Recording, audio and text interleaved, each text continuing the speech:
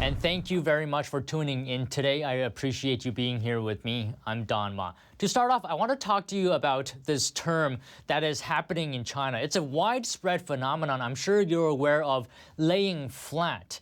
So in our next story, we follow a very personal journey of a youth in China who's faced with the crushing pressure of the rat race and faced with diminishing job prospects as the economy slows.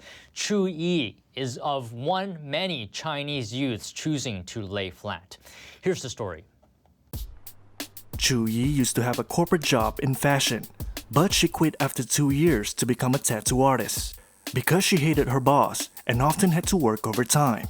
The 23-year-old is part of a broader trend in China called lying flat, a term used to describe people who work just enough to afford to spend time doing what they enjoy. Chu now works just 1 day a week from home for a travel company and spends the rest of her time practicing tattooing as part of a 6-month apprenticeship. 就是我之前上班的时候，每天8点起床，然后晚上9、10点才能到家。每天的工作就是对着电脑，差不多8个小时甚至10个小时。只要我的姿势有稍微一点不对，然后我的肩膀就会马上出现问题，颈椎也会很痛，然后以及无休止的加班以及开会都让我的精神很疲惫。There are around 280 million young Chinese who, like Chu, are born between 1995 to 2010. And surveys show that this Generation Z is the most pessimistic of all age groups in the country. There is no data on how many young Chinese are opting out of corporate jobs. But as the economy slows, the youth have faced diminishing job prospects. In June 2023, China's youth jobless rate rose to a record high of 21%. The average expected salary for new hires in 2023 dropped in 38 key cities, the worst drop since 2016, according to an online recruiting platform. All this poses a key policy-making challenge for Chinese President Xi Jinping. Yan Zhou is an assistant professor of sociology at the University of Michigan. So indeed, on the surface, it may seem that some Chinese youth today are opting out of this rat race of getting ahead. But in the Chinese context, it is also impossible to overlook a sense of pessimism that underlies these trends as well. China has seen tremendous educational expansion in the past several decades. And for youth today, getting a college education so that you can get a job remains a certain kind of truism. Yet what we are observing is China's economy slows and the labor market prospect remains bleak. So it's a profoundly challenging mismatch for young people to navigate as they try to find their place in the world and strive to a path of social mobility. Chu and many others like her are choosing to prioritize their own well-being and interests over corporate life. She says she's much happier for doing so. 现在会更满意一点，就是觉得把现在的工资跟以前在公司上班的几千块工资全部都用来作为真正属于自己的时间去做让自己开心快乐的事情。我觉得对我来说很值得。And staying with China, the country's top electric vehicle maker is hitting the gas on overseas productions in the EV race as it considers a new plant in Mexico. Tesla's rival, BYD, a Chinese company, has launched a feasibility study for an EV facility in Mexico. The company is in talks with government officials over location and other terms. This comes as BYD beat Tesla for the first time ever in global EV sales volume in the fourth quarter of last year. But sales are concentrated in China, with offshore markets only making up about 8% last year. The automaker is now expecting its global presence, opening facilities in Thailand this year with plans to build in Hungary and Brazil. Meanwhile, recently Microsoft and OpenAI are fighting hackers from China, Iran, and Russia using their AI chatbot for nefarious reasons. This is one of the first, if not the first, instances of an AI company coming out and discussing publicly how cybersecurity threat actors are using AI technologies. NTD's Sean Marshall has more on this story.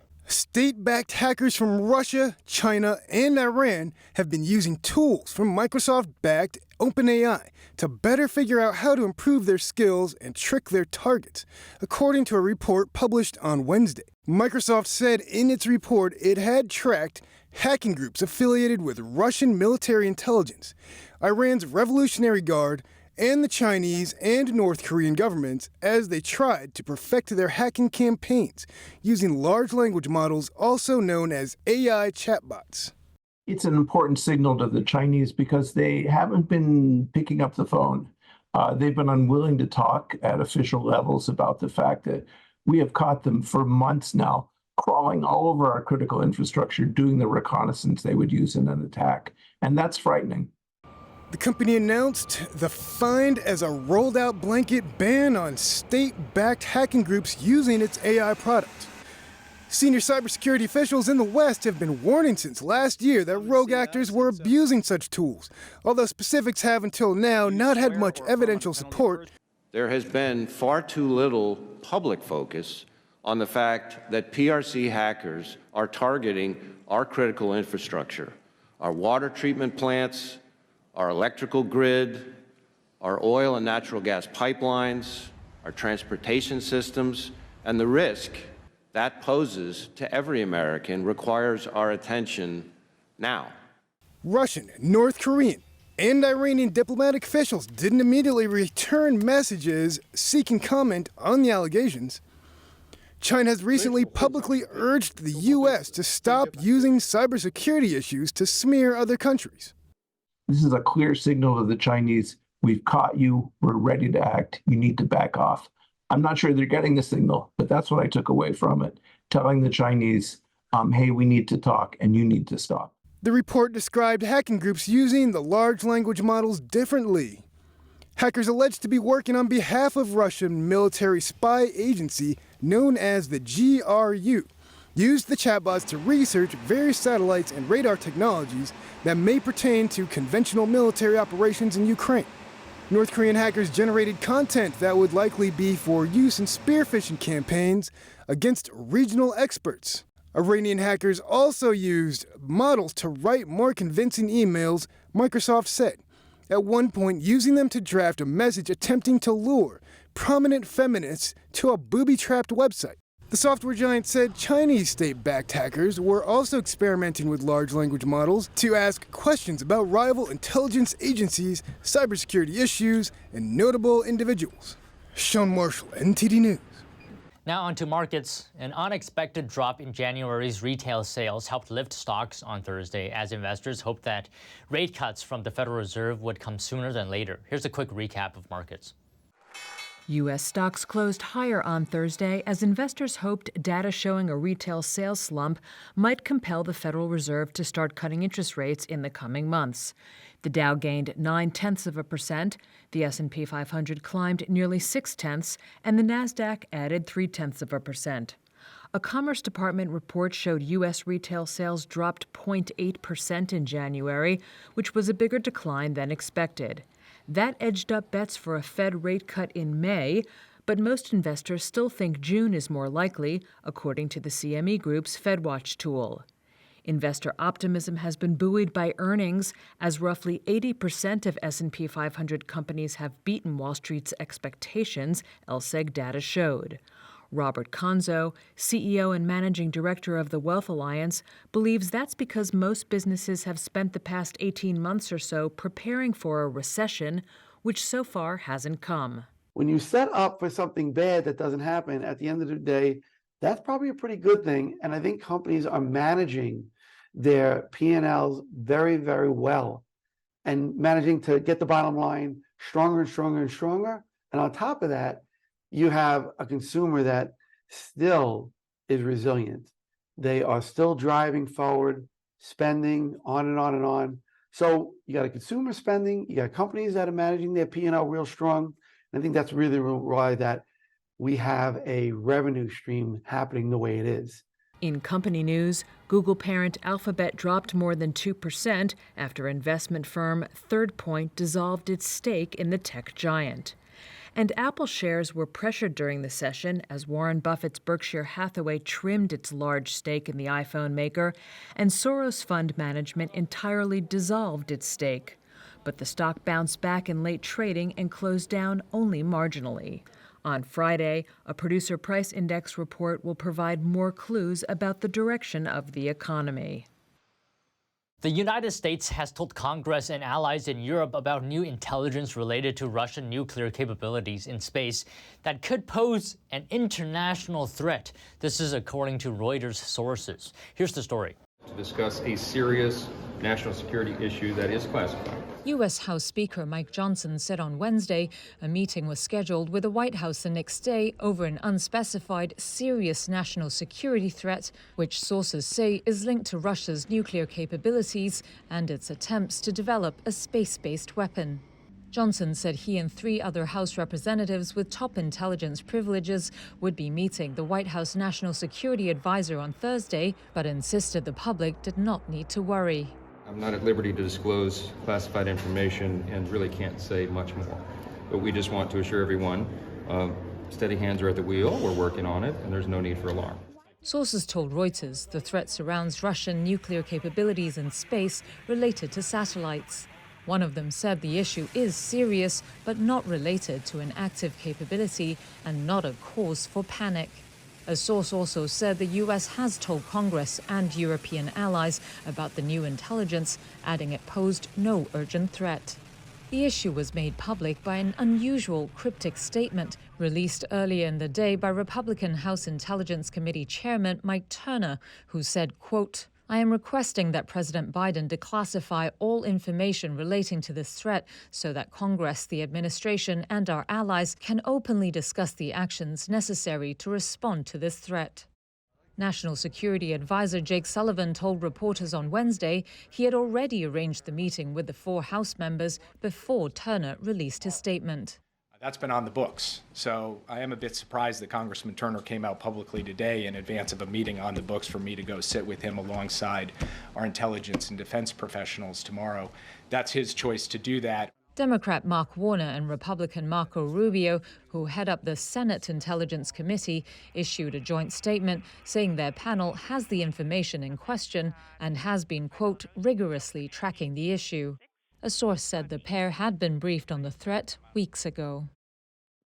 Meanwhile, the U.S. Department of Justice aims to scrutinize a sports streaming platform planned by Walt Disney, Fox, and Warner Bros. Discovery.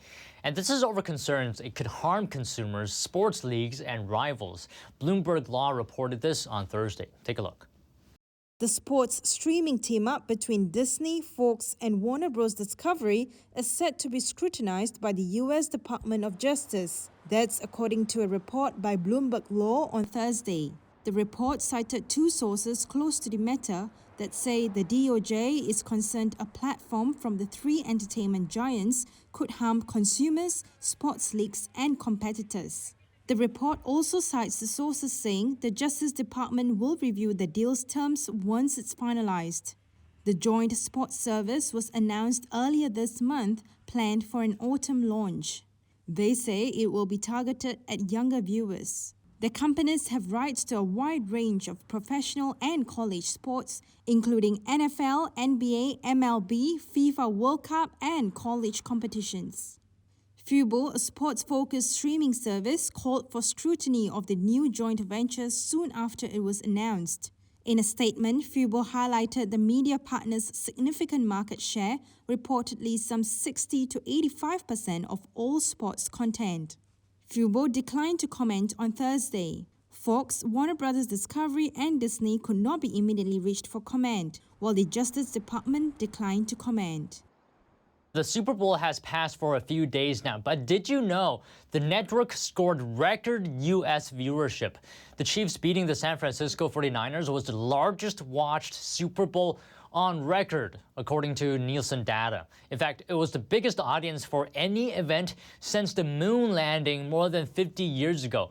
The game, which went into overtime, drew in more than 123 million viewers. It aired on CBS, Nickelodeon channels, and in Spanish on Univision, and streamed on Paramount Plus and NFL Plus. Just a quick update for you on that.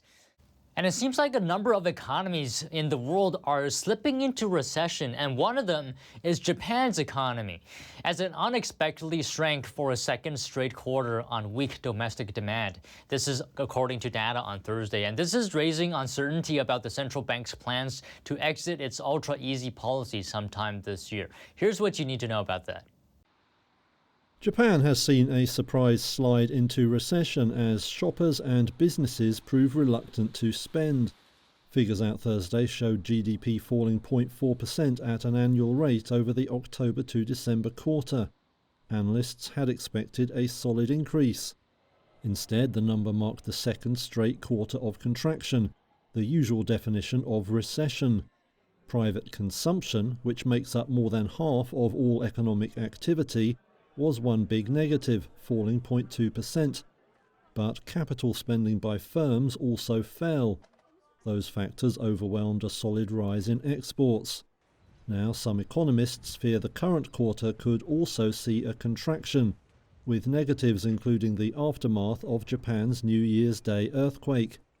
That all poses a fresh dilemma for the Bank of Japan. It had been expected to start moving away from negative interest rates in the coming months. But Governor Kazuo Ueda has said he wants to see signs that rising wages are driving consumption before he acts. Thursday's numbers suggest Ueda may not get the signals he wants to start raising rates. Some economists predict the central bank may even have to sharply downgrade its GDP forecasts. Japan's Nikkei stock index rose around 1% after the data, suggesting some traders are betting rates will stay low for longer than previously expected. And Britain's economy as well fell into a recession in the second half of 2023, creating a tough backdrop for Prime Minister Rishi Sunak, who had promised to boost growth ahead of an expected 2024 election. Here's more. Britain's economy fell into a recession in the second half of last year. Official data released Thursday showed gross domestic product contracted by a worse than expected 0.3% in the 3 months to December. That follows another decline over the period between July and September of 0.1%. Britain's Office for National Statistics said the Q4 fall in GDP was the biggest since the first quarter of 2021 in the depths of the health crisis. It further indicated manufacturing, construction and wholesale sectors were the largest contributors to the decrease. The country's economy has stagnated for nearly 2 years, though the Bank of England expects it to pick up slightly in 2024. Thursday's data was not good news for Prime Minister Rishi Sunak, who has promised to boost growth ahead of an election expected this year. Finance Minister Jeremy Hunt said there were signs the British economy is turning a corner.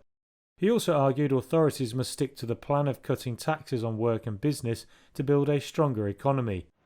Media reports said Hunt aims to cut billions of pounds from public spending plans. He wants this to fund pre-election tax cuts in his March 6th budget. And here's some information for you on buy now, pay later if you're interested in that. New research is revealing that Americans with low credit score are tapping into short-term payment options more often than not. The Federal Reserve Bank of New York found that cash-strapped Americans use the buy now, pay later option 5 more times a year. The report showed that financially fragile individuals are more than likely 3 times as much to use the option multiple times a year. Someone who is considered financially fragile, has a credit score under 620, been denied on a credit application, or fallen delinquent on a loan in the past year.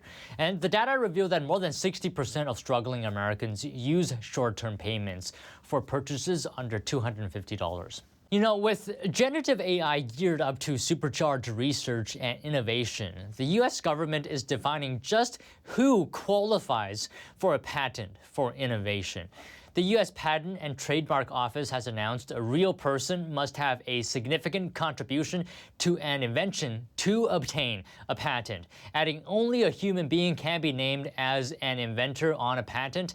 A hypothetical example showed that a person who simply asked an AI chatbot to design a critical part for a remote control car would not be eligible for a patent on this car unless the inventor could show the work he or she did to get the AI chatbot to produce the specific critical design.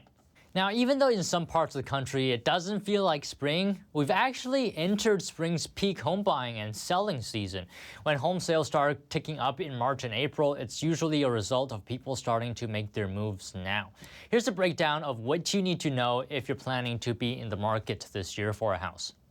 The home buying season is already upon us, and experts say if you're in the market, don't wait around too long for better prices or rates. It's always a difficult call in terms of timing. As a consumer, just be on the lookout. If a right home within the right budget shows up, maybe go for it. Mortgage rates are down from their highs last fall, hovering around 6.6% since December, resulting in less uncertainty and improving affordability for home buyers. In fact, homeowner optimism is at its highest level since March of 2022. According to a survey by Fannie Mae. This year, more inventory will be showing on the market. That's definitely good for consumers, seeing more choices. If you're planning to buy this spring, experts suggest building a home buying team consisting of an agent, lender, and even a title company, because each part is crucial in what can be a complicated multi-month process. The home buying process is not a simple decision. Agents also advise people to search for homes knowing what their conservative monthly payment is, making it easier to move other variables like price, location, or condition of a house in order to have the best chances to buy the home. The key, experts say, is be flexible and have your financial house ready to go. You want to show that you have the financial capacity, and getting that mortgage approved letter certainly demonstrates the financial capacity to make the move. And we could be witnessing history in the making. A Houston-based aerospace company is on a mission to conduct the first U.S. lunar touchdown in more than half a century, and the first by a privately owned spacecraft. Here's a look at the mission. Ignition and liftoff. A potentially historic space launch took place in Florida on Thursday. A moonlander was sent on a mission to become the first U.S. lunar touchdown in more than half a century. And it aims to be the first moon landing by a privately owned spacecraft. The Nova Sea lander, named Odysseus, was built by Houston-based aerospace company Intuitive Machines. It lifted off from NASA's Kennedy Space Center shortly after 1 a.m. local time atop a Falcon 9 rocket flown by Elon Musk's SpaceX. The flight is carrying 6 NASA payloads of instruments designed to gather data about the lunar environment. NASA wants the info ahead of its planned return of astronauts to the moon later this decade. Plans call for Odysseus to reach its destination after a week-long flight on February 22nd. If successful, the flight would represent the first controlled descent to the lunar surface by a US spacecraft since the final Apollo crewed moon mission in 1972. Separation confirmed. It would also mark the first journey to the lunar surface under NASA's Artemis moon program. The US is racing to return astronauts to the moon before China lands its own crewed spacecraft there. NASA announced last month it was delaying its target date for a first crewed landing from 2025 to late 26. China has said it was aiming for 2030. And thank you very much for watching NTD Business today. Appreciate it very much. We'll see you next week.